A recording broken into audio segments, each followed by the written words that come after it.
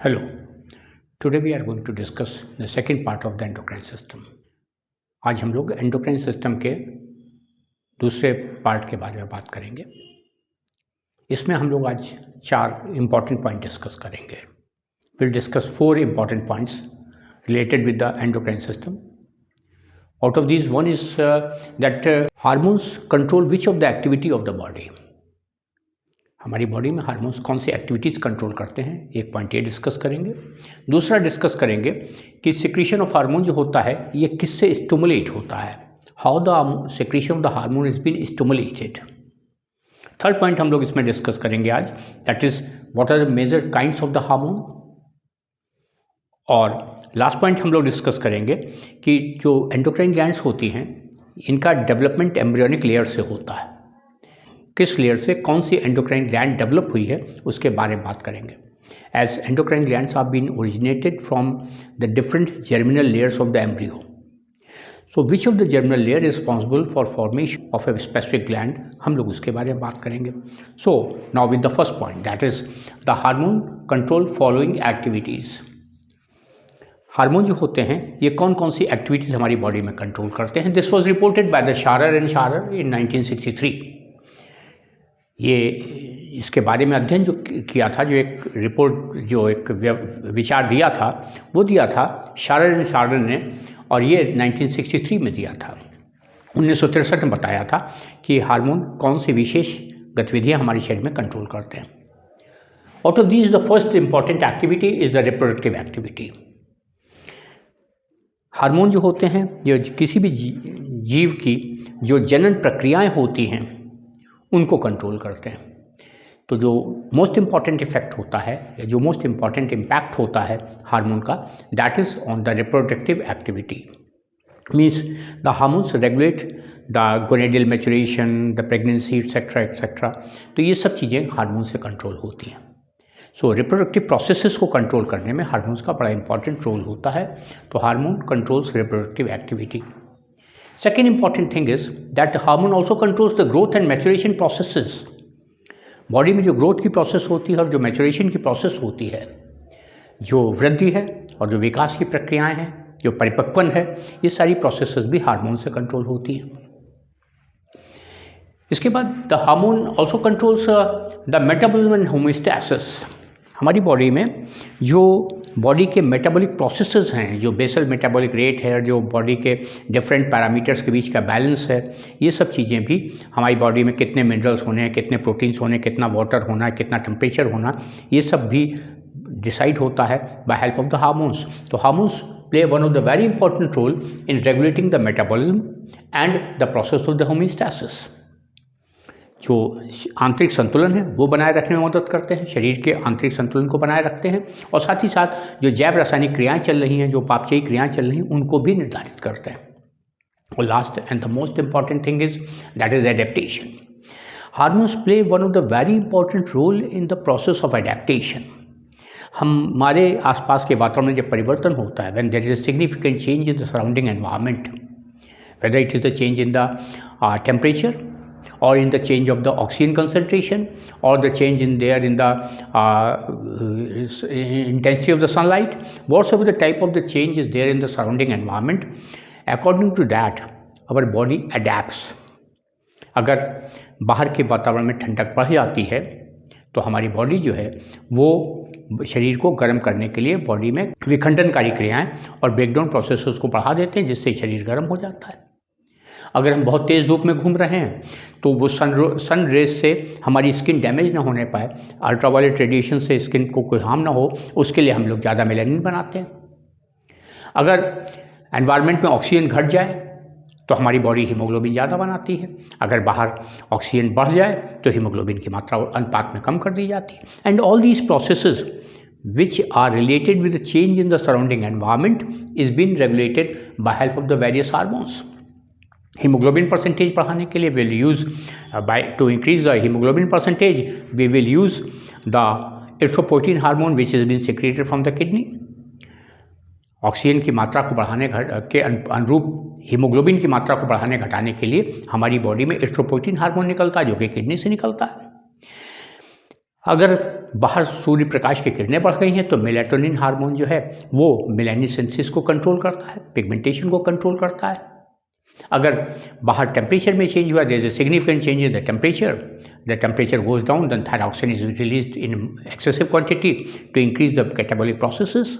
और जब catabolic processes बढ़ेंगे तो उससे हमारी बॉडी में सफिशिएंट क्वांटिटी में हीट जनरेट होगी। तो इस तरीके से तापक्रम हो, आर्द्रता हो, ऑक्सीजन हो, या जो भी हमारे आसपास के परिवर्तन हैं या आंतरिक परिवर्तन हैं, उनको कोऑर्डिनेट करने के लिए, उनको मेंटेन करने में हार्मोन्स का बड़ा इंपॉर्टेंट रोल होता है।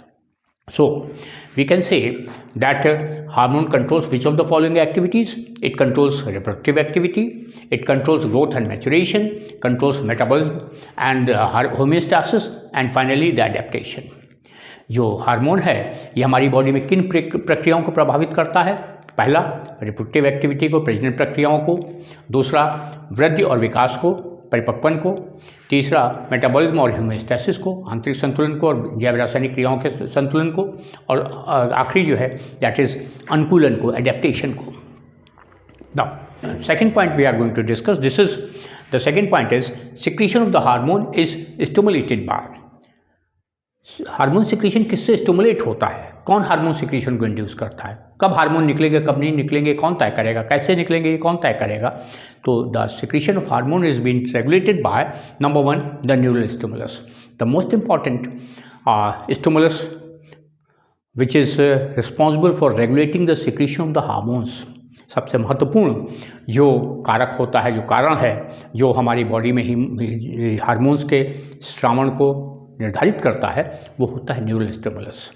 चाहे तापक्रम का परिवर्तन हमको किससे पता लगेगा? नर्वस सिस्टम से। आसपास के वातावरण में अगर तापक्रम में परिवर्तन होता है तो उसके अनुरूप हमारे नर्वस सिस्टम में, जो हमारी ब्रेन का थर्मोरिसेप्टर सेंटर है, जब वहाँ तापक्रम परिवर्तन की सूचना जाती है तो उसी के अनुरूप हार्मोन सिक्रीट होते हैं। So neural stimulus is one of the important stimulus which induces secretion of hormones. जो तंत्रिका तंत्र से जो उद्दीपन उत्पन्न होते हैं वो हार्मोन श्रावण को उत्तेजित करते हैं या निर्धारित करते हैं। दूसरा पॉइंट जो है वो है presence of any other hormone, यानी कि एक हार्मोन दूसरे हार्मोन के सिक्रीशन को रेगुलेट करता है।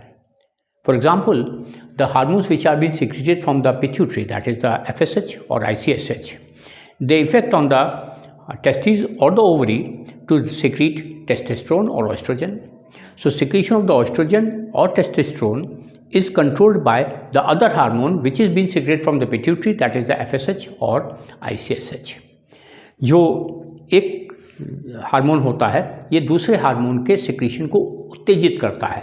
जैसे कि पिट्यूटरी से निकलने वाला जो हार्मोन है, जिसको हम लोग FSH कहते हैं या ICSH कहते हैं, ये दोनों हार्मोन गोनेट्स में जाने के बाद ओवरी में एस्ट्रोजन के सिक्रीशन को FSH इंड्यूस करेगा और टेस्टिस में ICSH जो है वो टेस्टोस्टेरोन के सिक्रीशन को इंड्यूस करेगा। इसका मतलब क्या हुआ कि एस्ट्रोजन या टेस्टोस्टेरोन का सिक्रीशन डिपेंड किस पे करता है? वो डिपेंड करता है दूसरे हार्मोन पे, ICSH या FSH पे।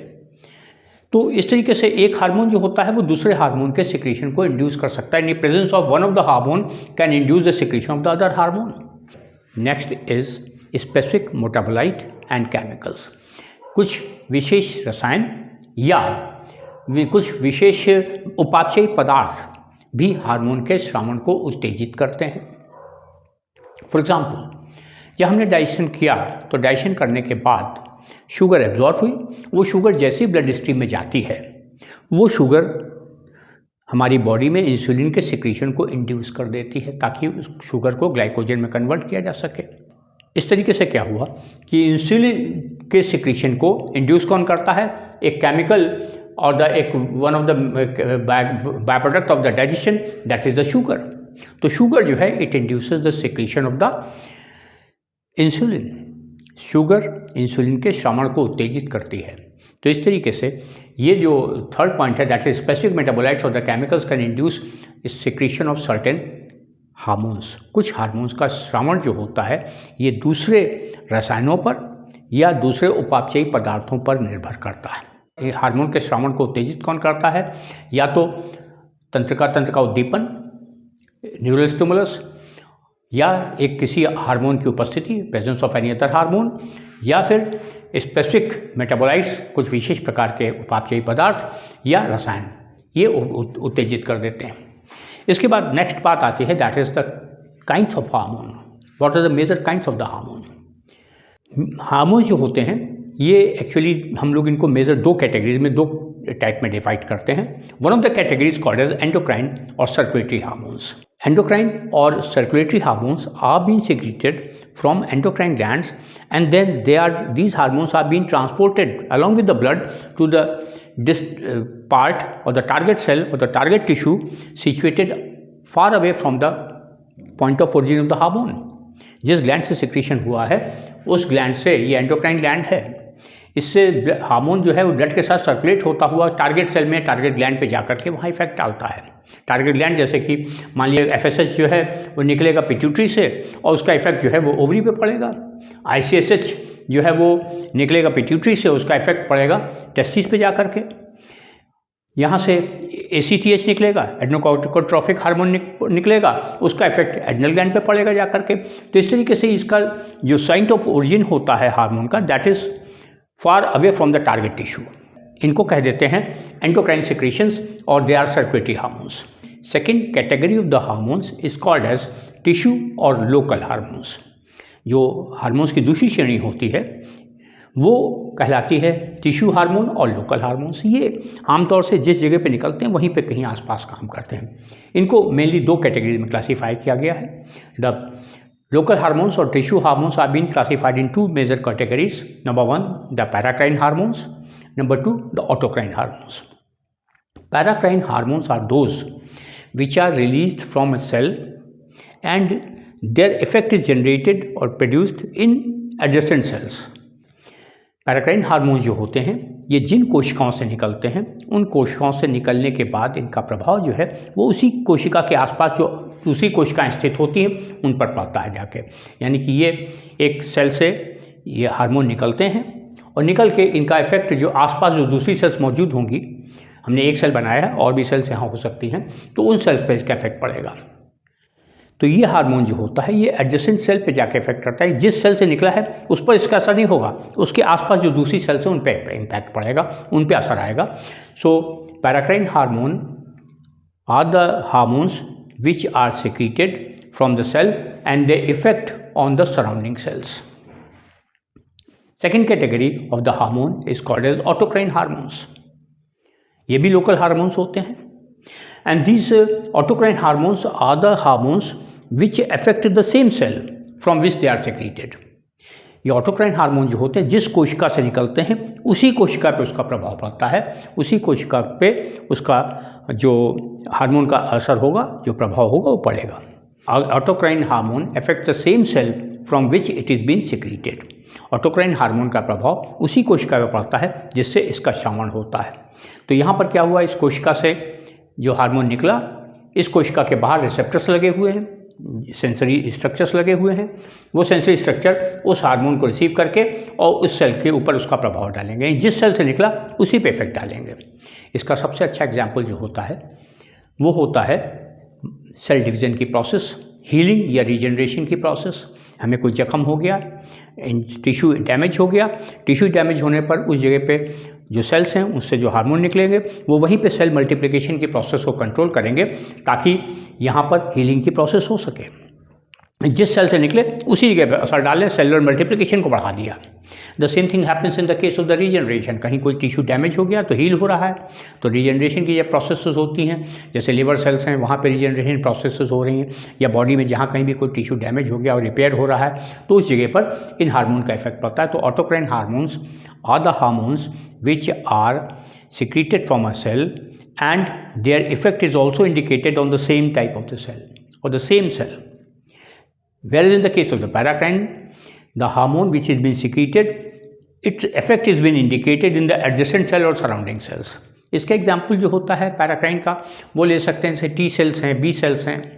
ये टी सेल को इंड्यूस करते हैं, बी सेल को इंड्यूस करते हैं। तो जो हमारे ब्लड स्ट्रीम के जो WBCs होते हैं इनके बीच में एक बड़ा परफेक्ट कोऑर्डिनेशन होता है। एक सेल का जो सिक्रीशन है वो दूसरे सेल की एक्टिविटी को इफेक्ट करता है। सो दैट्स वाई यहाँ ब्लड में इसका इफेक्ट मिल जाता है। जब कभी कोई चोट लगती है, At the site of injury, some basophils are being damaged or injured. Some histiocytes are being damaged. कुछ कोशिकाएं जो हमारे टिश्यू में होती हैं, कनेक्टिव टिश्यू में, उनमें कुछ हिस्टियोसाइट डैमेज हो जाते हैं, कुछ बेसोफिल डैमेज हो जाते हैं। ये सेल जब डैमेज होते हैं तो इनसे जो हार्मोन्स निकलते हैं, जो केमिकल निकलते हैं, जिनको हम लोकल हार्मोन्स कहते हैं, ये लोकल हार्मोन वहीं पर इन्फ्लेमेशन की कंडीशन जनरेट करते हैं। इस इन्फ्लेमेशन से क्या होता है कि जो हीलिंग की प्रोसेस है, जो रिपेयर की प्रोसेस है, जो इंजर्ड टिश्यू है उसको रिपेयर करने की प्रोसेस है, जो ब्लड सर्कुलेशन हो रहा है वहाँ पे इंजर्ड टिश्यू में ब्लड वेसल्स को डायलेट करके ब्लड सर्कुलेशन को नॉर्मलाइज करने में, उसमें इनका रोल होता है। तो इस तरीके से पैराक्राइन हार्मोन का इफेक्ट एडजेसेंट सेल पर पड़ता है, ऑटोक्राइन हार्मोन का इफेक्ट सेम सेल पर पड़ता है। And the last point is that is what are the major type of the glands on the basis of the germinal layers from which they are originated। जो अंतःस्रावी ग्रंथियाँ होती हैं, इनकी उत्पत्ति भ्रूण की विभिन्न स्तरों से होती है। भ्रूण के मुख्य स्तर होते हैं एंडोडर्म, मेसोडर्म और एक्टोडर्म। तो किसी भी जब भ्रूणीय स्तर की बात करते हैं, हम लोग एम्ब्रियोनिक मेम्ब्रेन्स की बात करते हैं। When we talk about the embryonic membranes we say there are 3 embryonic membranes, ectoderm, endoderm and mesoderm. And all the glands in the body of an organism are derived either from the ectoderm or from the mesoderm or from the endoderm. हमारी body में जितनी भी अंतःस्रावी ग्रंथियाँ होती हैं वो प्रारंभिक भ्रूणीय स्तर जो होते हैं, जो कि बाह्य स्तर होता है, मध्य स्तर होता है और आंतरिक स्तर होता है, उनसे इनका निर्माण होता है। On the basis of the origin we can classify the endocrine glands in different categories. First category is called as ectodermal glands. These glands are of ectodermal origin, means these are derived from the ectoderm. पहला जो glands की प्रकृति होती है, जो पहली प्रकार की ग्रंथियाँ होती हैं, इनकी उत्पत्ति जो होती है बाह्य स्तर से होती है, भ्रूणीय बाह्य स्तर से होती है, एक्टोडर्म से होती है। और इसमें जो दो महत्वपूर्ण एग्जाम्पल हैं, that is pituitary gland and pineal body. The pituitary gland and the pineal body are originated from the ectoderm, means these glands are of ectodermal origin. Second category is ectomesodermal origin. In this type of the gland, both ectoderm and mesoderm are responsible for the formation of the gland. इसमें ectoderm और mesoderm दोनों ही भाग लेते हैं endocrine gland बनाने के लिए। और इसका एग्जाम्पल होता है adrenal gland.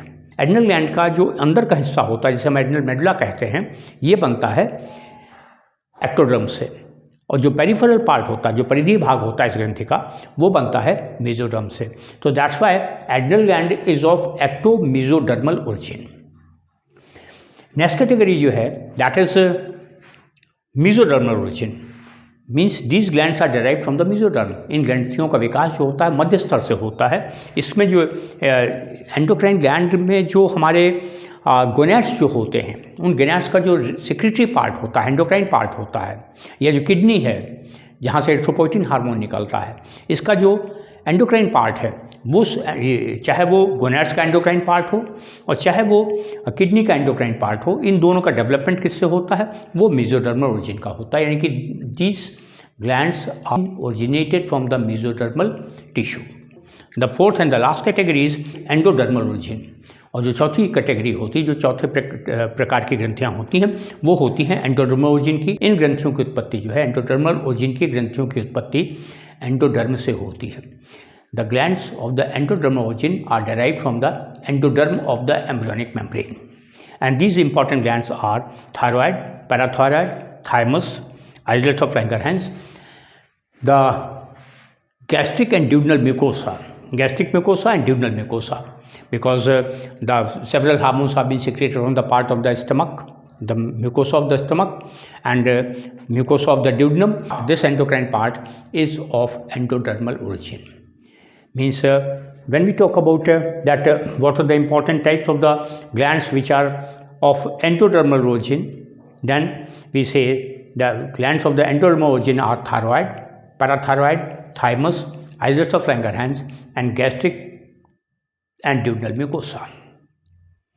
So this is the second part of the endocrine system, and in next lecture we will discuss the properties of the hormones and the difference between enzymes and the hormones. अंतःस्तर से उत्पन्न होने वाली ग्रंथियों के नाम जो हैं वो हैं thyroid, parathyroid, thymus, islets of Langerhans and gastric and duodenal mucosa. आज की जो बात है ये हुई हार्मोन्स के कुछ विशेषताओं के बारे में, कुछ एंडोक्राइन ग्लैंड्स के बारे में, और नेक्स्ट लेक्चर में हम लोग बात करेंगे हार्मोन की प्रॉपर्टीज़ के बारे में और हार्मोन और एंजाइम के अंतर के बारे में। वो होगा एंडोक्राइन सिस्टम का third part. Thank you very much.